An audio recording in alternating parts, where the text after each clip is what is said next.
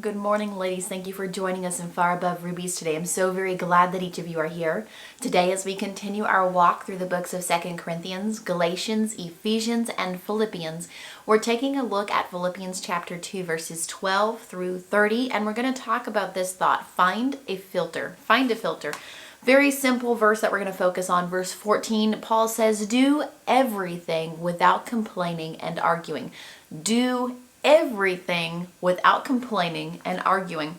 We like filters these days. We like filters that are silly, filters that are making us look prettier than we might even appear in real life, a little more polished. But the one area we don't like to have a filter is our mouths. We think if we feel it, if we have that opinion, that we can blurt it out, that if it passes through our brain, it should come out of our mouths. And we don't like to have a filter on our words, on our conversation, on our social media, and we think anyone who tells us that we should is trying to stifle us or censor us, when the truth is that we should be really careful what we allow to come out of our mouths. We live in a culture and a generation that promotes and encourages having little to no filter between your brain and your mouth.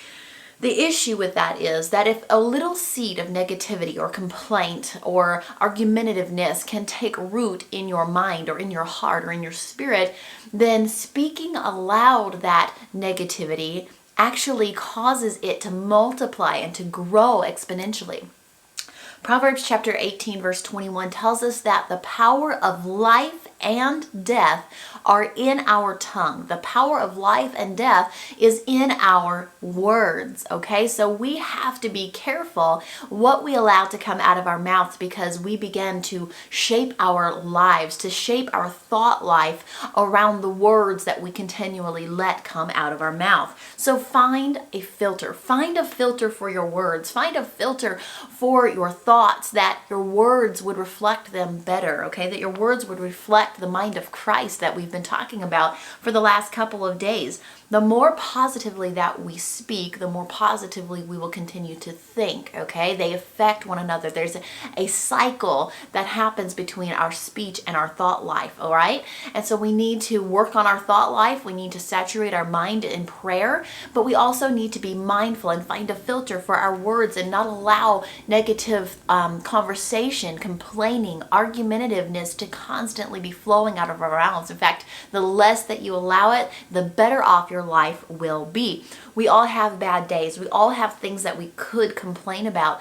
But if we can fill our minds and our mouths with an attitude of gratitude, we will squash that thought process of complaining, of being argumentative all the time. The attitude of gratitude filling our lives, it acts as a filter, because if I am grateful for the blessings of God in my life, if I'm grateful for the fact that God is seeing me through even in a trial, a storm, a struggle, then that negative comment is going to be far from my mind. If the praises of the Lord are on my lips, if my soul is making boast in the Lord, these things are things that the psalmist David said he did on a regular basis, then those negative thought processes, those negative comments, the complaining spirit will stay far from me if I can keep my attitude of gratitude, if I can keep my focus on Jesus Christ. So go find a filter for your mouth. Find it in the prayer closet. Find it in the Word of God. Find it in whatsoever things are lovely, pure, holy, right. We're going to get there in a couple of days. But make sure that you're finding a filter for your thoughts and for your mouth. Do everything without complaining and arguing. Paul didn't leave wiggle room in that statement. He didn't say, well, if you're having a really bad day, well, if your kids or your spouse are getting on your nerves, then feel free to complain about anything you want. He said, do everything. This man who had been in prison, this man who had been shipwrecked, this man who had been persecuted, this man who had been beaten, said, do everything without complaining and arguing. Let's see if we can do our best to work toward that and make our lives a little bit better by finding a filter. Go and read Philippians chapter 2, verses 12 through 30. And if no one has told you lately, you are loved and you are cherished and you are valuable. You have beautiful and tremendous worth, my friend, and that worth is far above rubies. Thank you for being here with me today, and I will see you all again tomorrow. God bless you.